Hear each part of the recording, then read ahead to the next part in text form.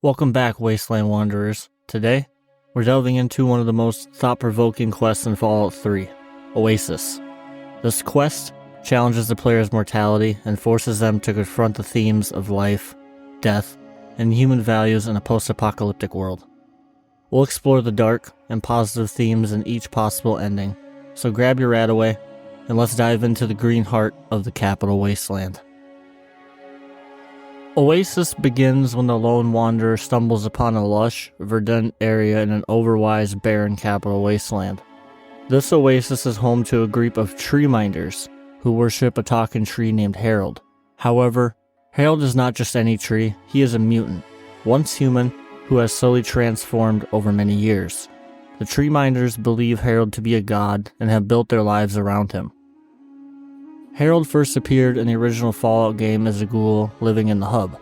He shared stories about his experiences before and after the Great War, including an ill-fated expedition into the West Tech research facility, later known as the Glow. In Fallout 2, Heral reappeared in Gecko, overseeing a nuclear power plant. Over time, a mutation caused a tree to grow from his head, which eventually transformed him into the tree-like being we encounter in Fallout 3. His transformation and the subsequent growth of Oasis around him are a testament to the enduring impact of radiation and the mutation in the Fallout universe. As you speak with Heral, he reveals his suffering and pleads for the lone wanderer to end his life. I had you brought in here to ask a very simple favor. Would you please kill me? Here's where the moral dilemma begins. Heral wishes for death, but the Treeminders are divided on what to do. LOreals wants to apply sap to accelerate Heral's growth, creating lush forests. Birch, on the other hand, wants to stop his growth and keep their small community hidden from raiders. And I'm telling you, you've got it all wrong. Why else would he have called for an outsider's assistance?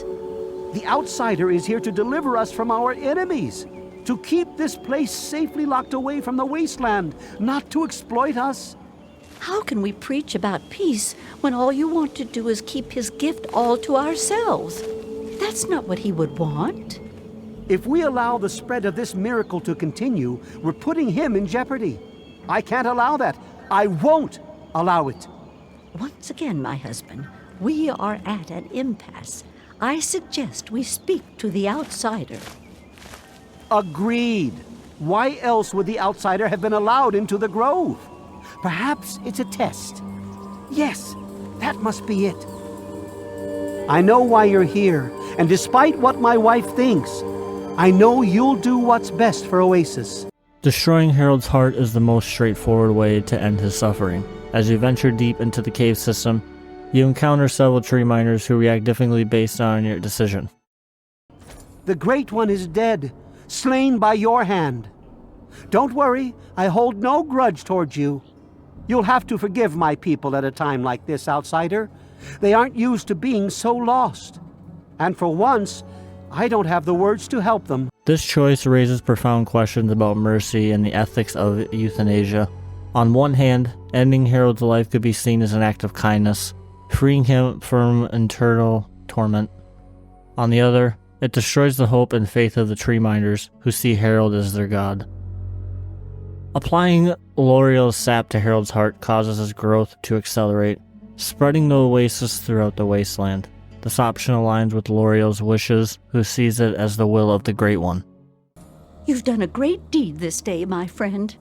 The gifts the Great One has bestowed upon us will now take mere decades to breach the confines of Oasis instead of centuries. This decision reflects a hope for rebirth and renewal in a desolate world. However, it hints at the dangers of unchecked expansion and the potential destruction it could bring.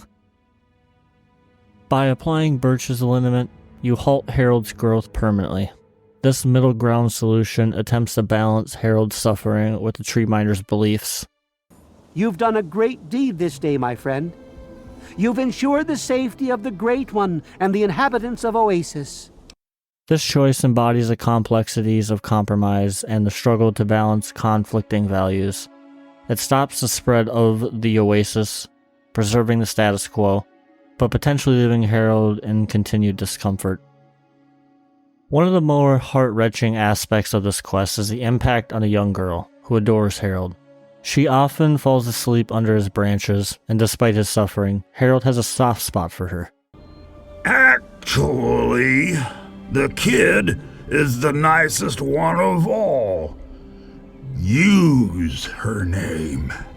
She sneaks in here sometimes and just lets me talk about stuff I wanna talk about.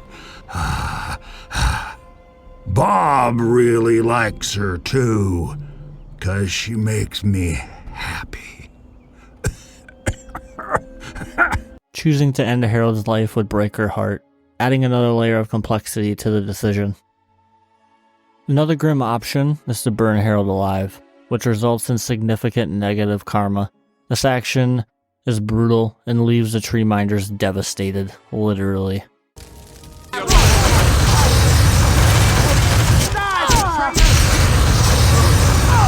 The decisions in Oasis highlight several dark and positive themes.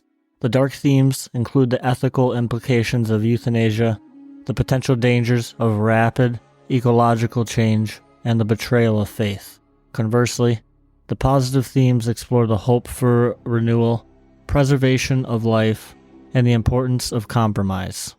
In the post-apocalyptic world of Fallout, these decisions emphasize how extreme circumstances can alter one's values and mortality. A character who might never consider euthanasia in the pre-war world might see it as a mercy in the wasteland. Similarly, the desperate need for a green, thriving environment can bind people to the potential consequences of their actions. Ultimately, I chose to accelerate Herald's growth. Yes, it's cruel, and I feel for Herald's suffering.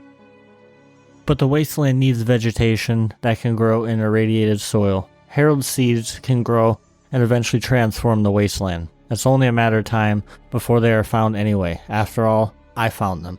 The little girl would be very sad, but the greater good may outweigh individual suffering. In conclusion, Oasis is a powerful quest that forces players to grapple with complex moral decisions.